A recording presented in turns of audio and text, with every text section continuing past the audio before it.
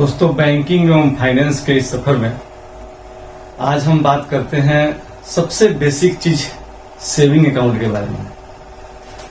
Saving account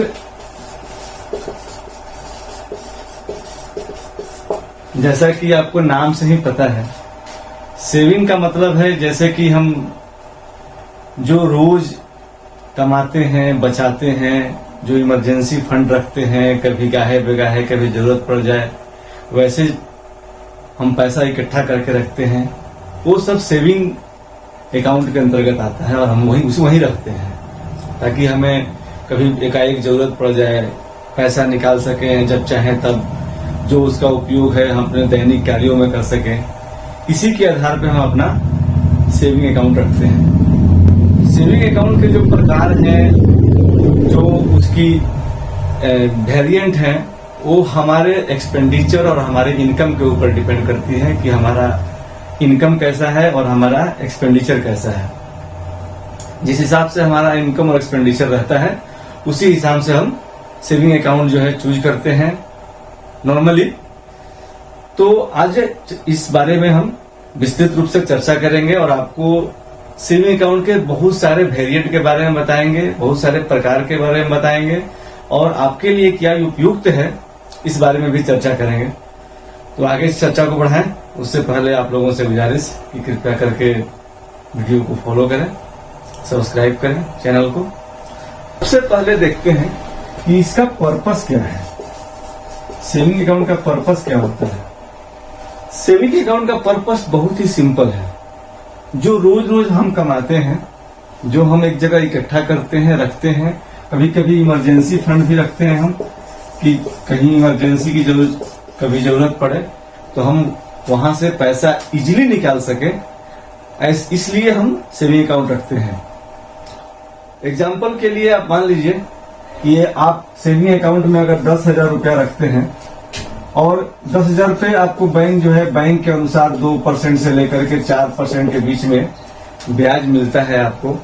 ये आपके bank के ऊपर डिपेंड कर सकता है, किसी में 2.5, किसी में 3.5। आपके बैंक और आपके अकाउंट के वेरिएंट के हिसाब से ये डिपेंड करता है कि आपको उसमें कितना ब्याज मिलेगा। तो हम अपना 10,000 रुपये मान लीजिए अपने अकाउंट में रखते हैं तो 2 से 4% के बीच में हमको ब्याज मिलता है, जिससे हमारी जो मतलब पैसा जो है वो धीरे धीरे अग्रतर बढ़ता रहता है। अब चलिए बात करते हैं कि इस सेविंग अकाउंट का इम्पोर्टेंस क्या है, हम सेविंग अकाउंट रखते क्यों हैं। तो सबसे पहला ये है कि सेविंग अकाउंट में लो रिस्क है, यानी कि पैसा जो है आपका बैंकों में सुरक्षित है, चोरी होने का खतरा नहीं है। आजकल तो मोबाइल की दुनिया है, बहुत सारे फ्रॉड के सिस्टम भी आए हैं, लेकिन अगर अपने आप को आप थोड़ा सा अपग्रेड रखते हैं, थोड़ी जानकारी रखते हैं, तो ये सब चीजों से बच सकते हैं। तो उसमें क्या है कि सेविंग अकाउंट में पैसा है, पड़ा हुआ है आपका, तो उसमें रिस्क नहीं है, चोरी का खतरा नहीं है।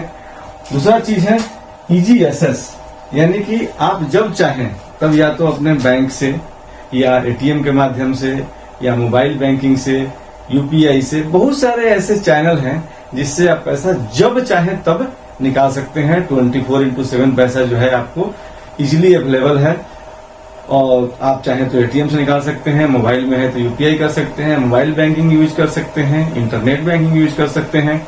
और नहीं तो फिर अगर आपके पास ये सब सुविधा नहीं है, आप इस चीजों से जागरूक नहीं है, नहीं पता आपको, थोड़े ओल्ड जनरेशन वाले हैं और ये सब स्मार्ट मोबाइल की दुनिया में आप नहीं हैं, तो आप डायरेक्ट अकाउंट से पैसा जो है बैंक में या तो चेक बुक से या विथड्रॉल स्लिप से आप पैसा निकाल सकते हैं। तीसरा जो है वो आपका है इंटरेस्ट अर्निंग, यानी कि पैसा इंटरेस्ट तो बहुत कम मिलता है, 2 से 4% के बीच में, जैसा कि मैंने आपको बताया पहले कि इंटरेस्ट जो है आपको 2 से 4% के बीच में आपके बैंक के अनुसार और अकाउंट के वेरिएंट के अनुसार मिलता है, लेकिन ग्रेजुअली, धीरे धीरे ही सही, लेकिन पैसा आपका बढ़ता है। अभी आगे हम चर्चा करेंगे टाइप्स ऑफ अकाउंट की, कितने टाइप्स के अकाउंट जो है वो हम मेंटेन करते हैं। तो पहला है रेगुलर सेविंग अकाउंट।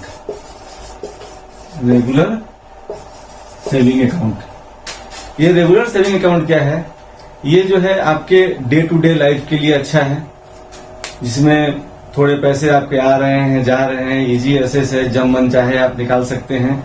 और सबसे बड़ी बात यह है कि आपको इसमें इंटरेस्ट जो है वो 2 से 4% आपके बैंक के अनुसार मिलता रहता है। पैसा ग्रेजुअली बढ़ता है और इसमें कोई आपको टेंशन नहीं होती, जब चाहिए पैसा आपको इजीली अवेलेबल है।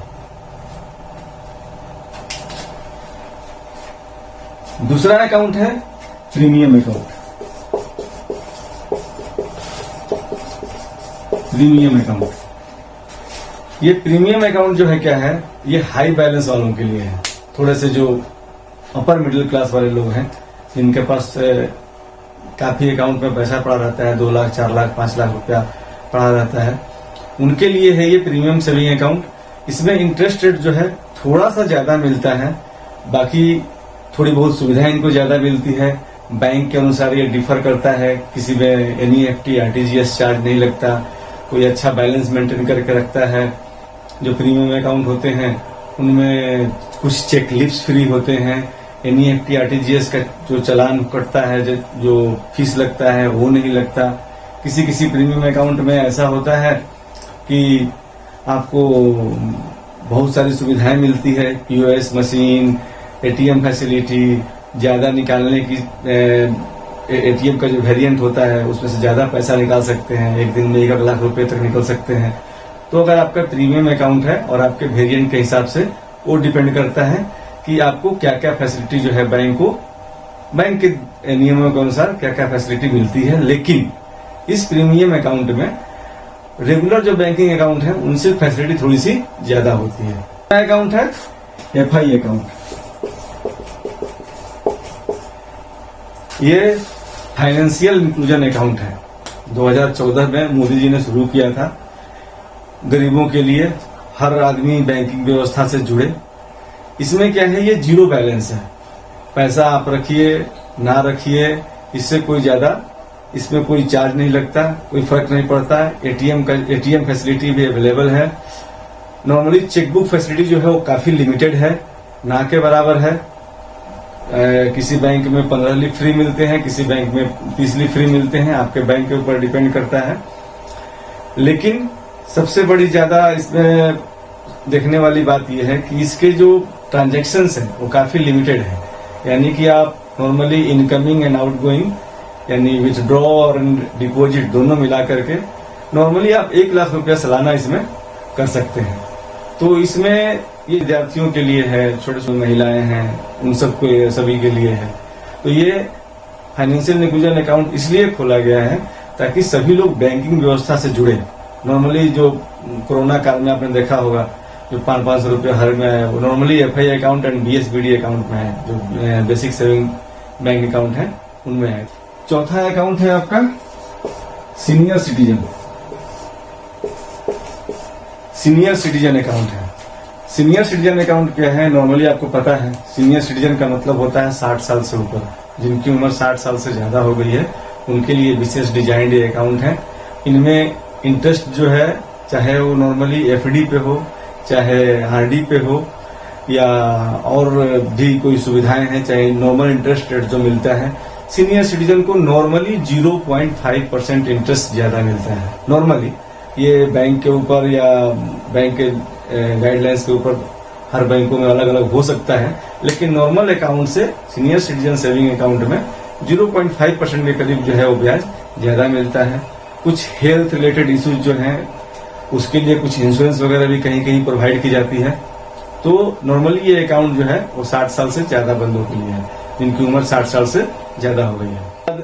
5वां अकाउंट है, उसको बोलते हैं एनआरआई अकाउंट। एनआरआई मतलब समझ रहे हैं आप, नॉन रेसिडेंट इंडियन, यानी कि वो भारतीय जो बाहर काम करते हैं, वो इसमें विदेशी मुद्रा भी रख सकते हैं और इंडियन करेंसी भी रख सकते हैं।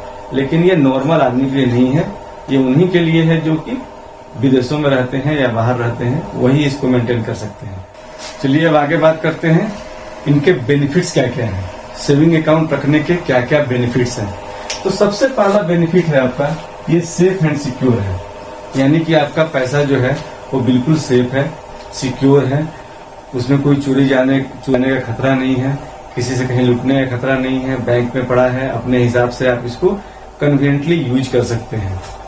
दूसरा फायदा है अर्न इंटरेस्ट। इंटरेस्ट मैंने पहले बहुत बार जिक्र कर चुका हूं मैं, आपके बैंक और आपके खाते के वेरिएंट के हिसाब से डिफर करता है, लेकिन ग्रेजुअली कम मिले या ज्यादा मिले, 2 मिले, 3 मिले, 4 मिले, लेकिन सब भी सारे के सारे सेविंग अकाउंट पे कुछ ना कुछ इंटरेस्ट आपको मिलता है, जिससे आपका पैसा जो है ग्रेजुअली धीरे धीरे बढ़ता रहता है। तीसरा है आपका इजी ट्रांजैक्शन। एफडी की तरह, म्यूचुअल फंड की तरह, एसआईपी की तरह यही नहीं, लॉकिंग पीरियड है इसमें। 1 साल के लिए लॉक है, 2 साल के लिए लॉक है, 3 साल के लिए लॉक है, आप पैसा नहीं निकाल सकते, निकालेंगे तो इतना पेनाल्टी लगेगा। ऐसी कोई व्यवस्था सेविंग अकाउंट में नहीं होती है। आप अपने हिसाब से जब चाहें, जितना चाहें, आप पैसा निकाल सकते हैं और यूज कर सकते हैं। कोई लॉकिंग पीरियड नहीं है, कुछ नहीं है। चौथा है लोन फैसिलिटी।